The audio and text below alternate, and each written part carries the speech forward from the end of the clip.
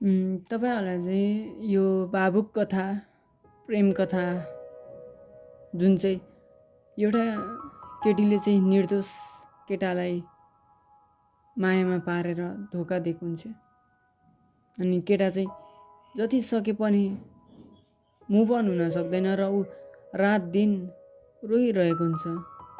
तर उसले केटीलाई भन्न खोज्थ्यो तर केटीले चाहिँ सुन्ने गर्थिनन् अनि कथा चाहिँ यसरी सुरु हुन्छ। आकाश एउटा सामान्य तर भावुक केटा थियो। ऊ सधैँ मायामा, समर्पण र विश्वासमा विश्वास गर्ने गर्थ्यो। उसको जिन्दगीमा करिश्मा तब आए ऊ कक्षा 11मा पढ्थ्यो।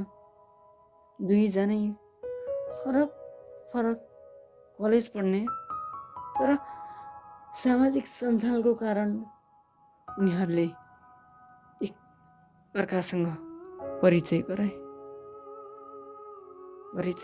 जब कोही केटासँग नबोल्ने आकाश करिश्मालाई देखेपछि आफूले हाय दोस्रो दिन तिमी साँच्चै मिठो हाँस्छौ।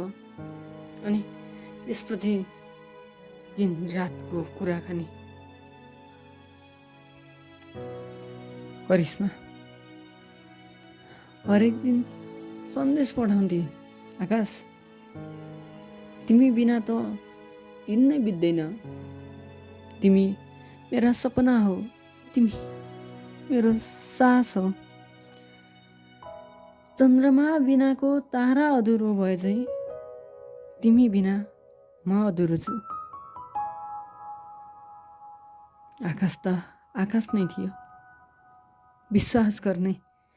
ऊ बिस्तारै गहिरो मायामा पढ्दै गयो। उसले कल्पना गर्न थाल्यो, करिश्मालाई सिन्दुर हालेर उसको हात समातेर सँगै हाँस्दै रमाउँदै जुनी काट्न पाए त नमर्दा नै स्वर्ग देखिन्छ जस्तो लाग्थ्यो। तर करिश्माको माया शब्दमै सीमित थियो।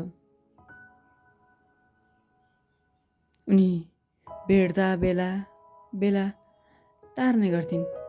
फोनमा मिठा कुरा तर बेउराहामा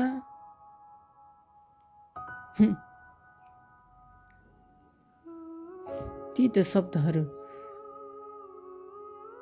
प्रयोग गर्ने गर्थिन्। करिश्मा कुनै अर्कै केटासँग फोटो पोस्ट गरिन्।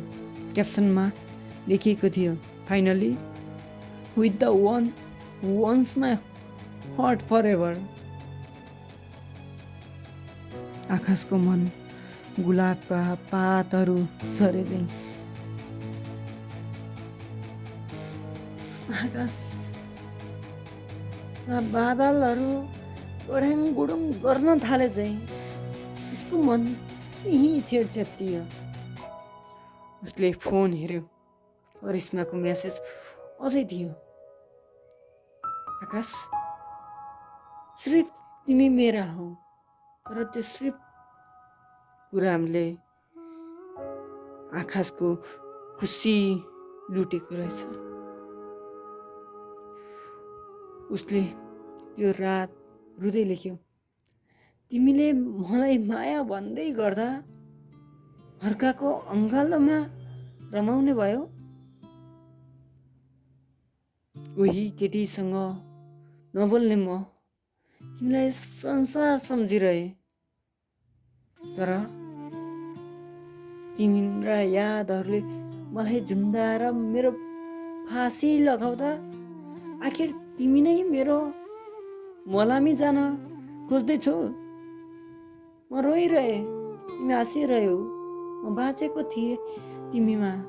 तर तिमीले मलाई मर्ने औषधि दियौ।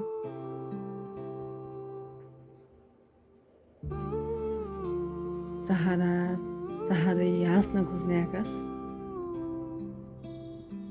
आज चाहँदा नचाहँदै रुन थालेको थियो। तर त्यो रोदनभित्र पनि त चोट लुकेको छ। तर चोटमा उसले मुस्कान देखाउने गर्छ। उसको मनमा एउटा प्रश्न सधैँ गुन्जिरहन्छ, मेरो मायामा केही कमी थियो र कि मेरी मायामा कुनै खोट थियो।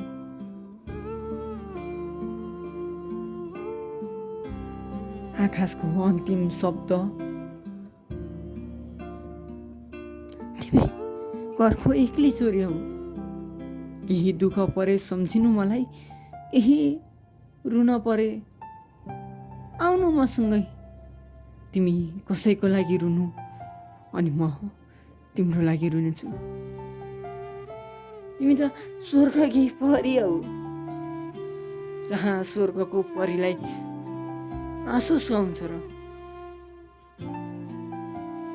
म त हिराको मूल्यमा बेचिन खोज्ने फलाम रहेछु। तिमी सधैँ अघि बढ्नु। बाँच्दा मलाई नसम्झिनु, तर मर्ने बेला दुःख परेको बेला सम्झिनु मलाई। म पागल प्रेमी, उही पागल प्रेमी जसको भावना तिमीले बुझिनौ, तर तिम्रो भावना अरू कसैले बुझेन। आँसु छ आँखाभरि, चोट छ मनभरि। हामी दुईजनाको कथा र पेचा एउटै हो। तिमीले मसँग 2 दिनको नाता गाँसेर मलाई रुवाउन पुग्यौ, तर तिमीसँग धेरै महिनौँ वर्षौँ नाता गाँसेर तिमीलाई उसले रुवाउन पुग्यो। गल्ती न तिम्रो हो न मेरो हो। सिर्फ कुनै केटीसँग नबोल्ने म तिमीसँग बोल्न पुग्नु त्यो समयको गल्ती हो। समय जो अब फर्केर आउन नफर्काएर आउनु। आँसुको मूल्य, आँसुको कथा तिमीले बुझ्छौ, मैले बुझ्छु, तर किन यो दैवले बुझ्दैन? किन यो दैवले बुझ्दैन?